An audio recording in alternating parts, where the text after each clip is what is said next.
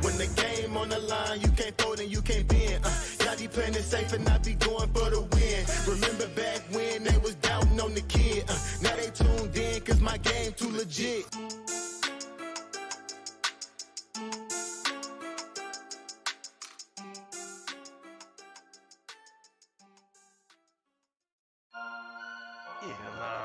There's a lot of people know about the fantasy headliners. Nation. Headliner Nation.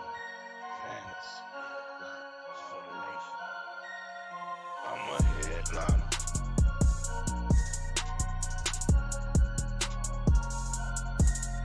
I'm a headliner.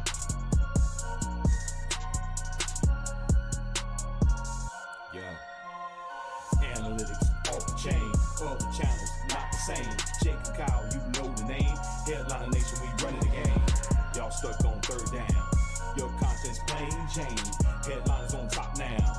We gonna move and change. Podcast off the rip. Draft guide, so legit. Fantasy world, our game tight. You know we about that chub life. Stuck in a rut and you need some motivation. Head to the channel for this Headliner Nation. I'm a headliner.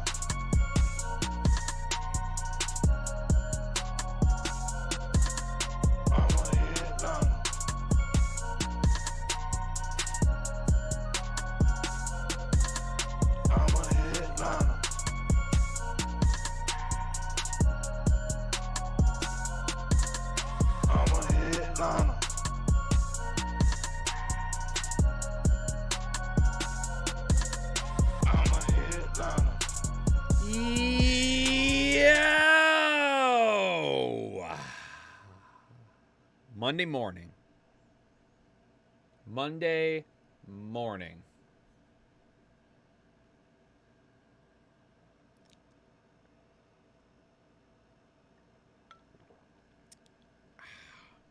Refreshing protein water. What's going on, everybody? Welcome into the stream.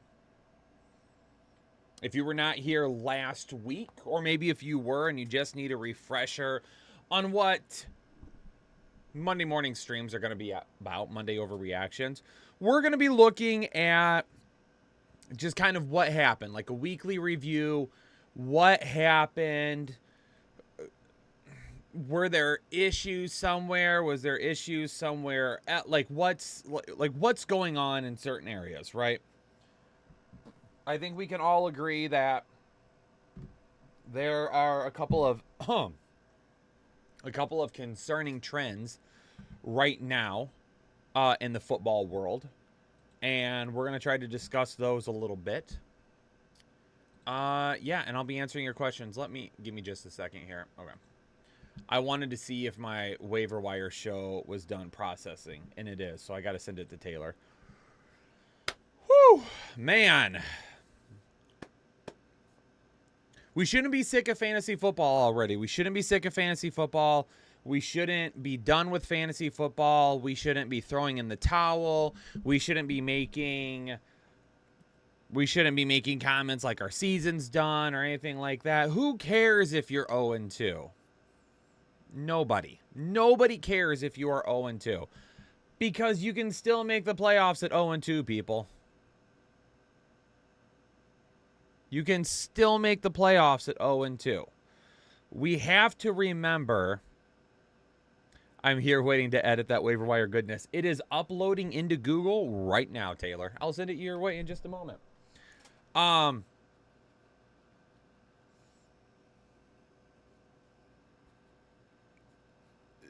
Teams do not take the preseason serious anymore.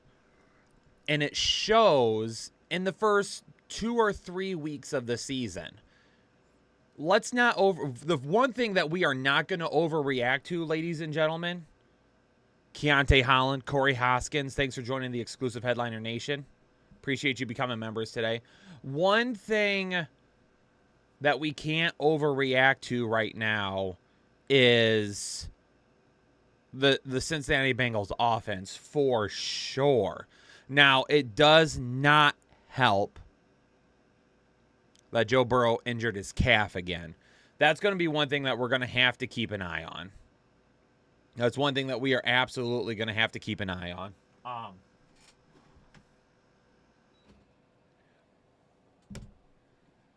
Is he going to miss some time?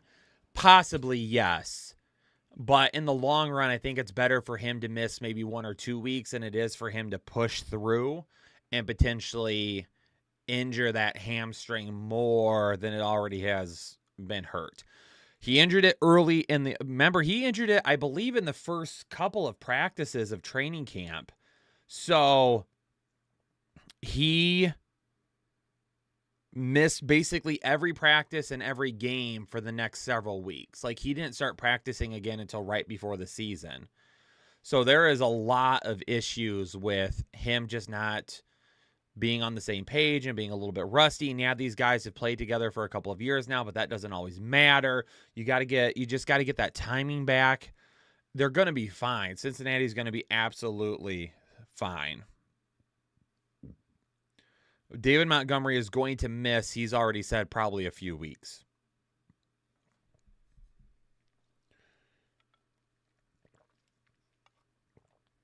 Another thing that absolutely sucks that we're not going to overreact to is Jahmyr Gibbs. And here's why. I'm going to be honest. I'm going to be completely honest with you. The Jahmyr Gibbs pick at the time, as I'm a Lions fan, caught me off guard, and I didn't really understand why they made the pick. Brad Holmes is an NFL GM. Dan Campbell is an NFL head coach. I am not. Who am I to tell them that they made the wrong pick? So I said, okay, I'm just going to see how things play out. But my concern is, that in a offense or in a game yesterday where the defense did not get their first sack. I was watching something in the chat. They did not get their first sack until the end of the fourth quarter against a team missing 2 offensive tackles. Detroit wins that game yesterday if they draft Jalen Carter instead of Jahmyr Gibbs in the first round, which if they had not moved back, they would have been able to take Jalen Carter. Here's the thing, though. You used a first-round pick on a running back. Detroit is going to utilize him at some point in time. When? I don't know. It's going to have to be very, very soon, though. It is going to have to be very, very soon. David Montgomery's going to miss time. Amon-Ra St. Brown is banged up. You got some injuries on the offensive line now, at least 2 of them at this point. Hopefully Taylor Decker can get back. It's tough. It's tough watching that team and being like, man, what in the world? Now, I will say this, that was one thing that I tried to explain to people as well was, hey, they've got a lot of weapons there. They're going to run the ball a lot, but David Montgomery's going to get his touches, which he did. I've had him a little bit higher in the rankings. I think for my full season rankings, I had him as like a more of a high end, more of a low end RB2 than anything. Yeah, I would pick Robbie, I would pick somebody up if you have Joe Burrow. I would pick somebody up. I don't know. I'm not going to be able to tell you who as of right now. The waiver wire video will be out here later this afternoon, and you can scroll through that for next week. NC99, I think that's a really good question. When we talk about Puka Nacua and Kyren Williams, I don't know if you were here last year. Do you guys remember me talking about Kyren Williams last year and about how I felt like Kyren Williams was a big breakout candidate last year?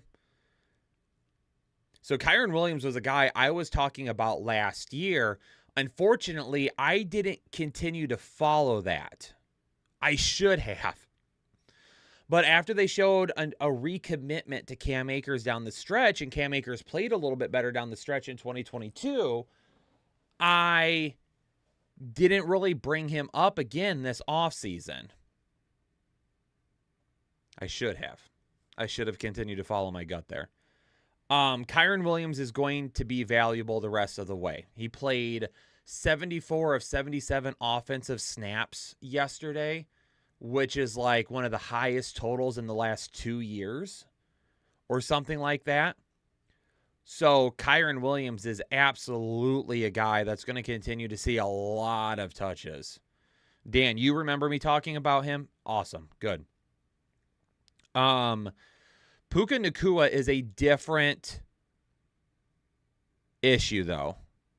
Puka Nacua is a different issue, though, because I don't know what his role is going to be if and when Cooper Kupp comes back. I don't know.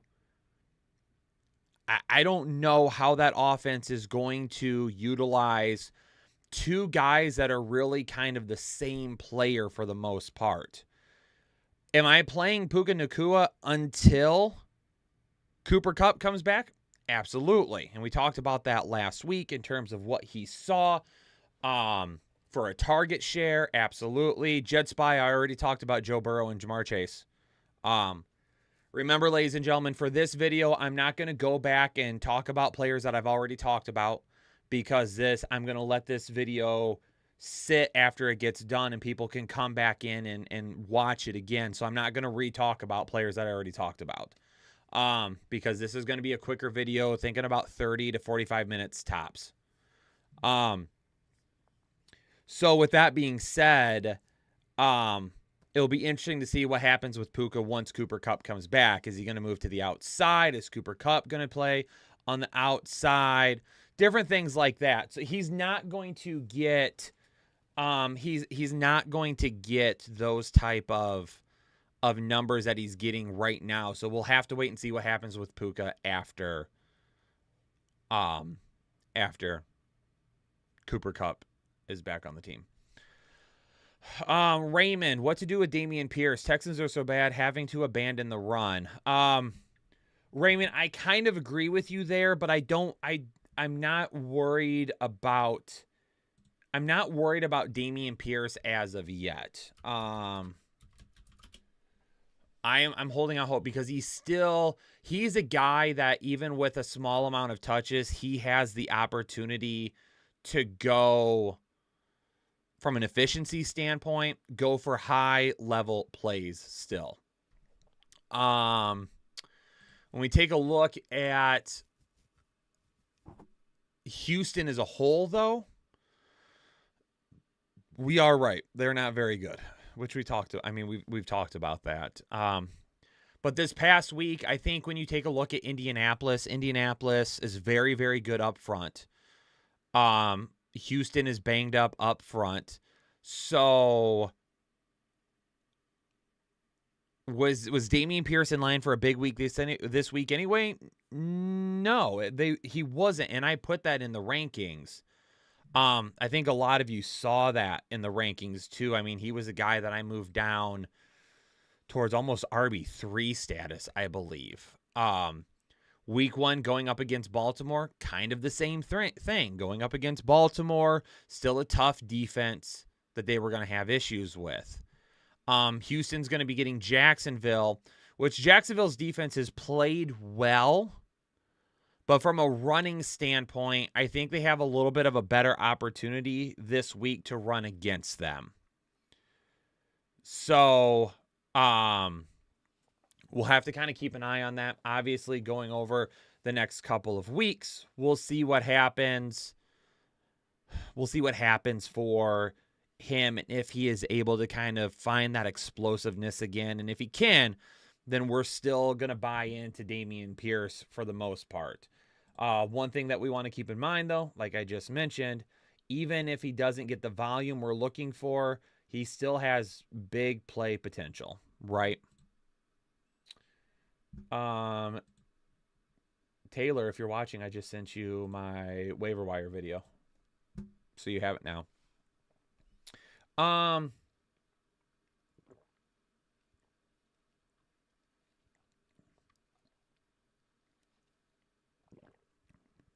Little protein water there real quick. Just a moment.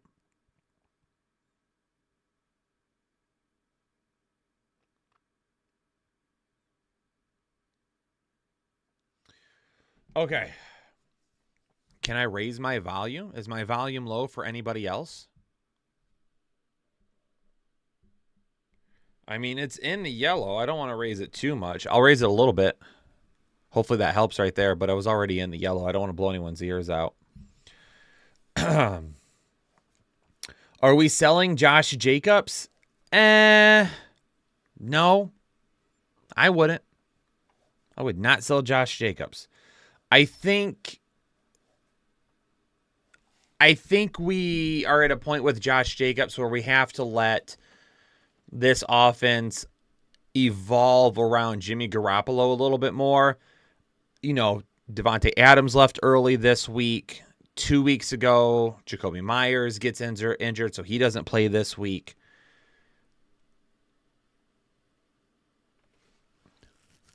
I think Josh Jacobs ends up being just fine. Let me see one thing on him here real quick. I know yesterday sucked for sure. Don't get me wrong there. One thing I will say too is when it comes to this past week, I know I had 3 key misses this week. Josh Kelly was one. And honestly, that's one where if I went back and I did it again, I would give the same advice.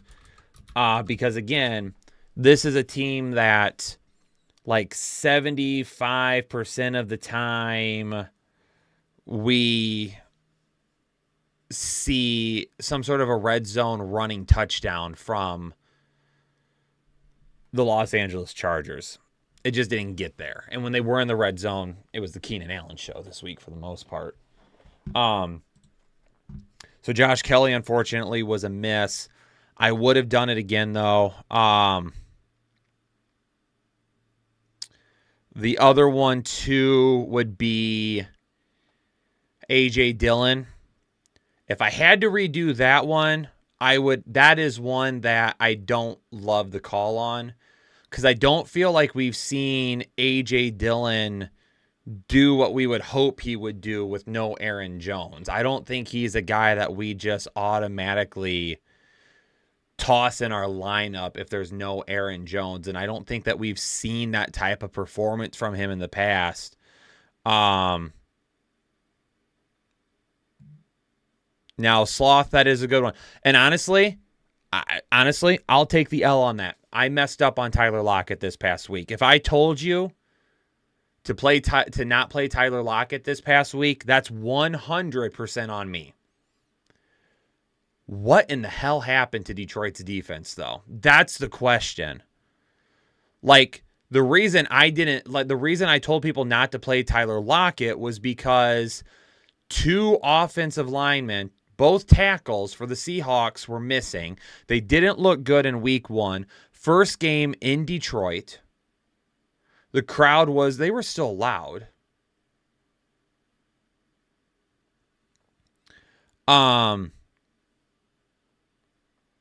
They could not force any pressure. That's all it was. They got no pressure on Geno Smith. None whatsoever. Now, they lost a couple of guys, unfortunately. James Houston broke his ankle. I think he broke his ankle. He has an ankle fracture.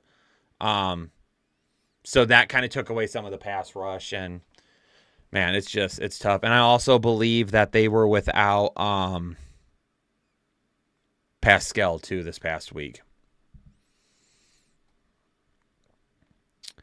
Brian Alley Jr. becoming a member for the 24th month. LFG Headliner Nation, best football advice out there. Appreciate you.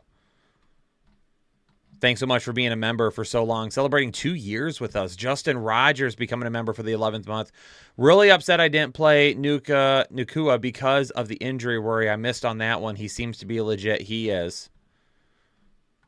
I think there was one other. I think someone became a member and I missed it too.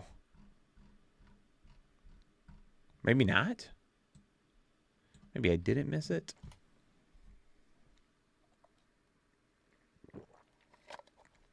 AJ Brown.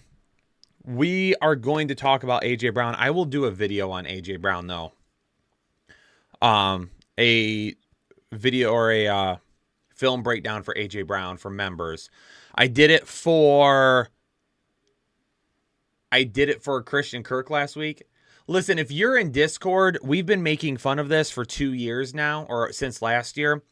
Every time I did a film breakdown on a player last year because they had a bad game and people were freaked out about it, I would do a film breakdown and the very next week they would go off. So who did I do a film breakdown on in week 1? Christian Kirk. And look what happened. Oh, man. Yeah.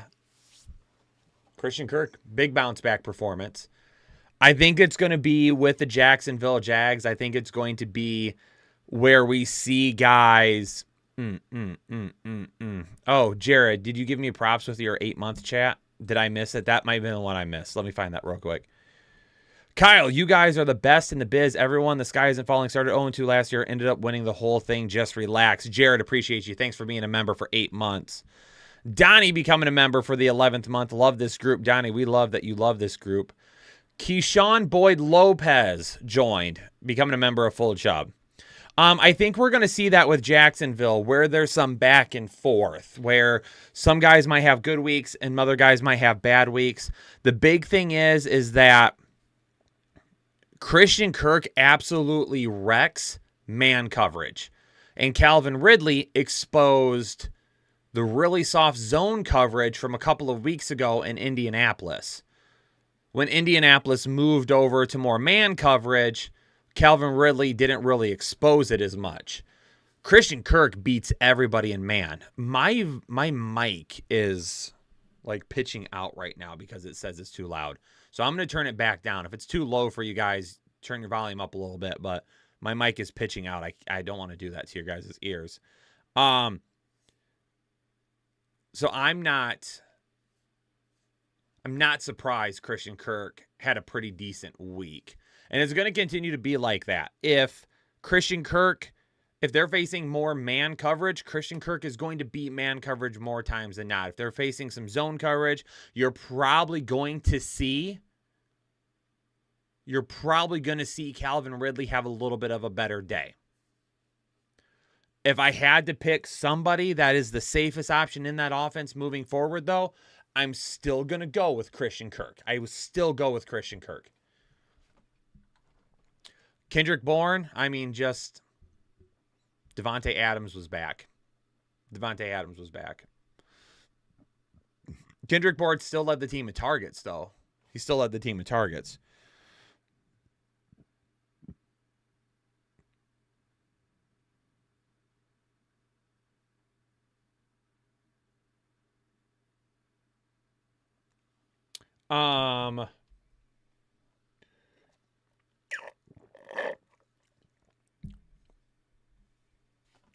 Who else do we want to talk about?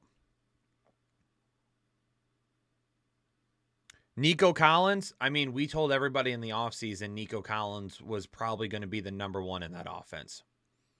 I'm not surprised by Nico Collins. Higbee's issue is Puka. Puka's getting all the targets right now. Puka and Tutu. That's Higbee's issue. Rashad White. Rashad White had a decent game this past week. It still wasn't very efficient. Again, that is an issue with Rashad White. Now, he got the touchdown. But Rashad White is not an efficient running back. He doesn't make people miss. He does not break tackles. He doesn't rip off huge gains. But he got a touchdown, and that saved you this week. Kyle Pitts is very close to being a drop for me. We need to wait just a little longer, though. Kyle Pitts Atlanta just doesn't game plan for Kyle Pitts. They just don't put Kyle Pitts in a position to win. That's Kyle Pitts' issue. Kyle Pitts is a good football player. They don't put him in a position to win. It's unfortunate.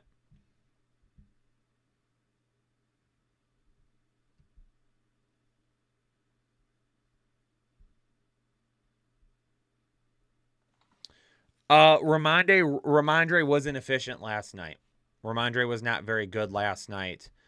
I didn't have a chance to catch the entire game. That is one that I'm going to go back and watch later today. My question is, what is going on with the play calling? Also, when you find yourself in a position where you just can't run the football as much as you would like, I don't know what happened with Ramondre Stevenson last night. I don't. Week 1, it made sense. Week 2, it did not make sense, but the Patriots very rarely ever make sense. But I think until they get Ramondre Stevenson going, this offense isn't going to be what it could be, and I think they're going to figure that out very soon.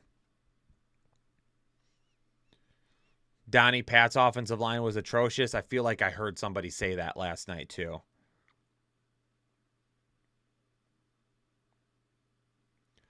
Levi, Rachaad White averaged 4.2 yards per carry yesterday.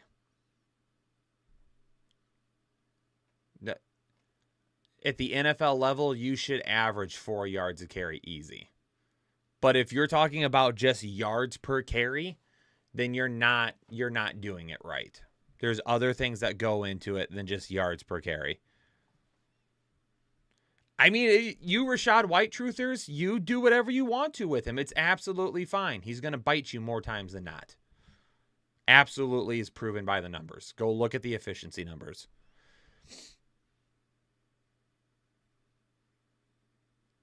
Madison and London. I mean, we saw London bounce back. There's no reason to talk about London. He bounced back. Madison is a guy that it's not all Madison's fault. I think they're being too. I think with Madison, what they're doing is they're being too bland in their play calling for the run game. I think it's also the offensive line a little bit.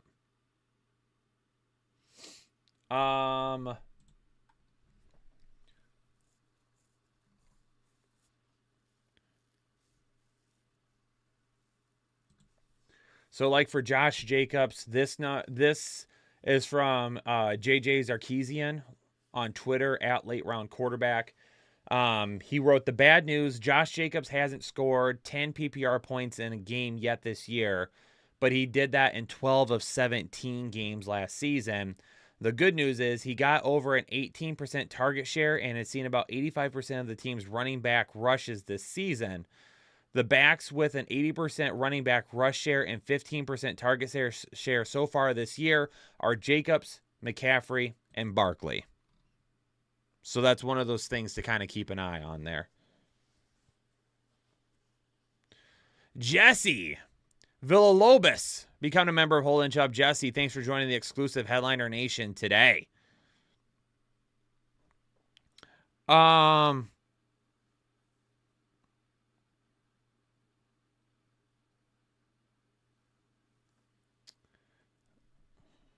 Why are you putting Anthony Richardson concussion and then blowing a kiss? I really hope that you're not using that man's concussion to try and throw shade. I really hope that's not the case. And I'm certainly not answering week 3 start and sit questions right now. That's just not happening. Are we selling high on Swift?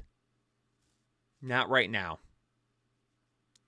Unless you're getting something like legit in return. If you're getting a legit player in return, then yeah, I'm fine with that.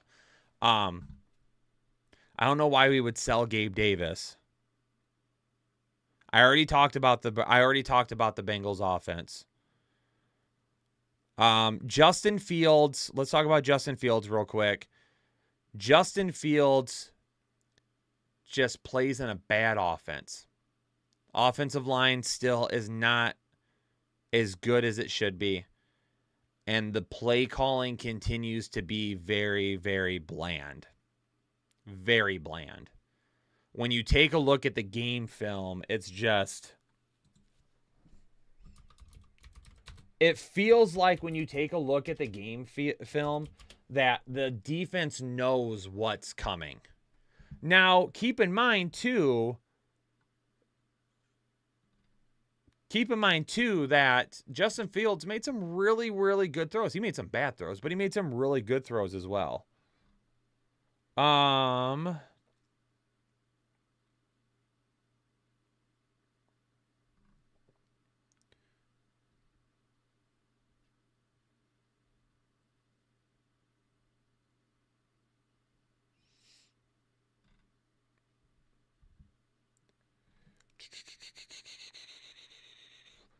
I thought I saw a number on Justin Fields earlier. I'm trying to find it again.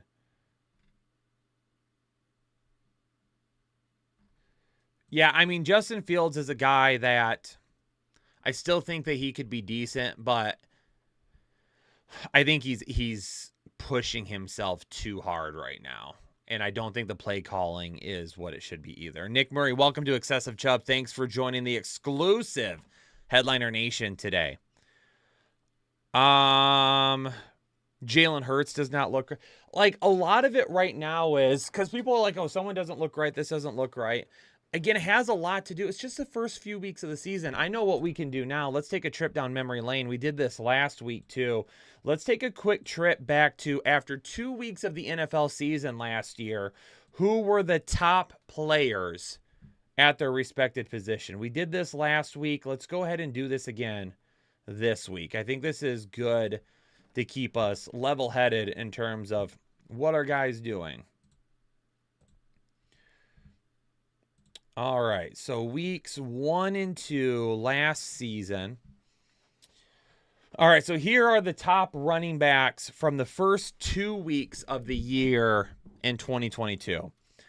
Nick Chubb, Saquon Barkley, DeAndre Swift, Aaron Jones, Clyde Edwards-Helaire, James Robinson, Jonathan Taylor, Kareem Hunt, Christian McCaffrey, Joe Mixon, Antonio Gibson, and Miles Sanders were tied in points, and Cordero Patterson. How many of those guys were actually in there? How many of those guys were actually in there at the end of the season? James Dennison becoming a member for the 14th month. What's good, Swag? Happy Monday. Thoughts on Baker and his solid start? You know we love the Big Show around here. You know we love the Big Show around here. I'm happy for him. I'm happy for him. I'm glad he's playing well. All right, let's go to wide receivers. Let's cover wide receivers real quick. Through the first 2 weeks of last season, the top wide receivers were Stephon Diggs, Cooper Kupp, Amon-Ra St. Brown, Tyreek Hill, Jalen Waddle, Justin Jefferson, Christian Kirk, Michael Thomas, Curtis Samuel, Devontae Adams, Garrett Wilson, and Jahan Dotson. Rashad Bateman was wide receiver 14.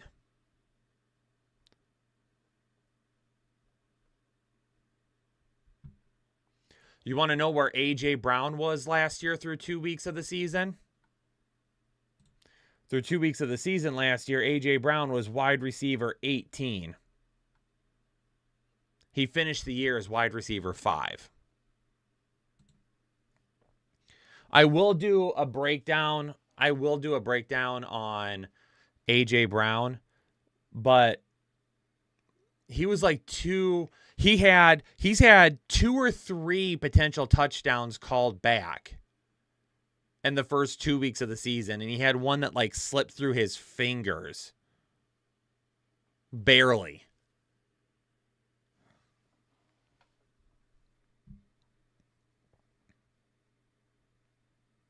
How has Amon-Ra St. Brown been disappointing?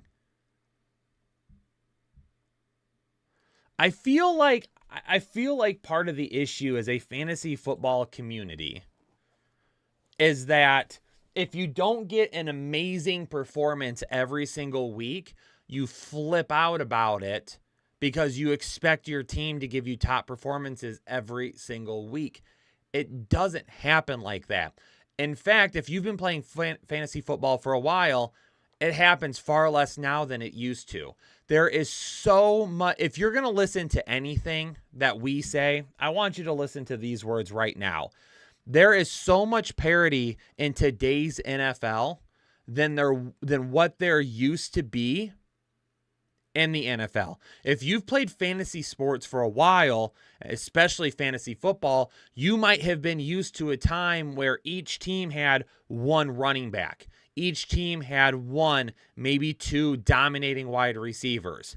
You knew the running back was going to get 20 to 25 carries a game. You knew the one wide receiver that could beat everybody was going to get their targets. It's not like that anymore. Almost every NFL team utilizes a 2 running back system now, which greatly not only takes points off the board, but makes it more difficult on a weekly basis to figure out who's going to be the guy. NFL teams these days are running 3 wide receiver sets more than they ever have before. And not only that, but the talent level at the NFL level is better than it has ever been. It used to be in one point in time at the NFL level that each team had 1 or 2 dominating players, one at the running back position, maybe 1 or 2 at wide receiver, maybe 1 at tight end. It's not like that anymore. There are so many good players at the NFL level that it could absolutely kill a week for any player. It is more difficult now to figure out what a team is doing. Teams have evolved so much. Play calling is way different. Game planning is way different. We have so many different offensive schemes. We have it's just fantasy football has never been harder to play than it is right now. That's just the way it is. Barkley's probably going to miss at least 1 week, if not several. Javonte Williams, I am not surprised Javonte Williams is off to a slow start. I am not. The overreaction to him being the guy to start the season, I thought was a little much. Breece Hall is super funny because I got crap last week about 2 guys. The first one was DeAndre Swift, but the people that were giving me crap about DeAndre Swift were watching the start and sit video that came out before Kenneth Gainwell was ruled out. You want to know what's really funny? There was nobody in the industry that had DeAndre Swift ranked higher than me last week. I had DeAndre Swift at number 19. I think his average rank last week was like 26. So people that were getting upset about what I said about DeAndre Swift, I had him ranked higher than anybody. So you're welcome, I guess. Number 2, I got a ton of crap about Breece Hall. Because I said if you take away his 2 big runs on his other 8 rushing attempts, he only averaged like 2.4 yards per carry. And everyone was like, well, of course, if you take away people's best plays, they're going to suck. And I'm like, that's not what I meant, people. Like, the problem is that if we're relying on Breece Hall to get us 80-yard runs every single week, you're probably going to be disappointed in Breece Hall sometimes. And that's exactly what happened yesterday. He averaged, 2 yards a carry?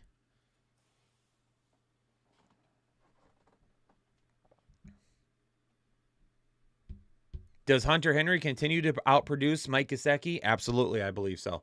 I had Hunter Henry as a top 12 tight end coming into the season. What's an 0-2 team I'm legitimately worried about? I'm not worried about the Bengals. I am worried about the Chargers because I don't think they have the coaching staff to become a winner, and I said that last year as well. Brandon Staley should have been fired.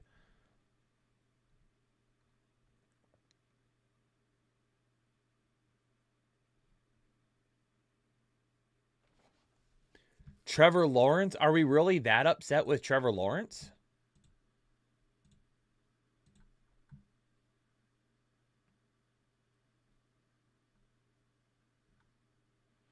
I mean, he had 18 points week 1. I think the bigger I don't think you guys are giving Kansas City's defense enough credit. I think that's part of the issue. Chris Jones being back this week made a big difference on the defensive line for them.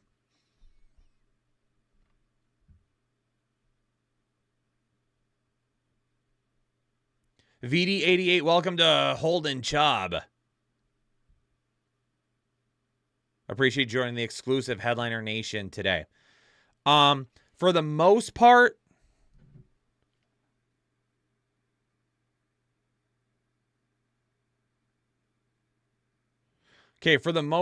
I'm going to end up calling it right there. That's about 40 minutes. That's where I want to keep these videos.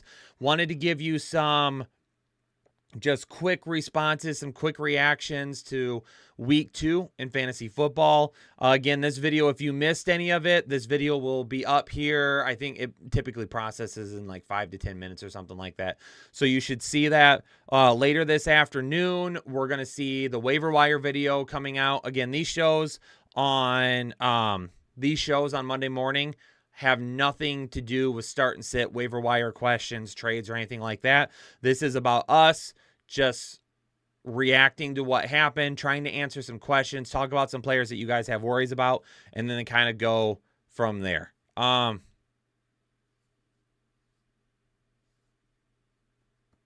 Monday Night Football underdog pick'ems. I'll post some in Discord. Make sure you guys join Discord if you're members. All right. Ladies and gentlemen, I'm going to get out of here. Appreciate everybody tuning in. We're going to continue to do this every Monday moving forward. We've got waiver wire video coming out today. And then, of course, start and sits the next 2 days. Rankings on Thursdays. And then we'll be right into week 3. All right, ladies and gentlemen. Peace out. Stay safe. Stay healthy, everybody. I'll catch you on the next video later on.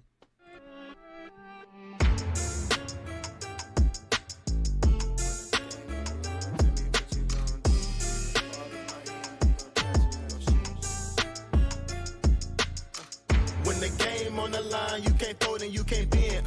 Y'all be playing this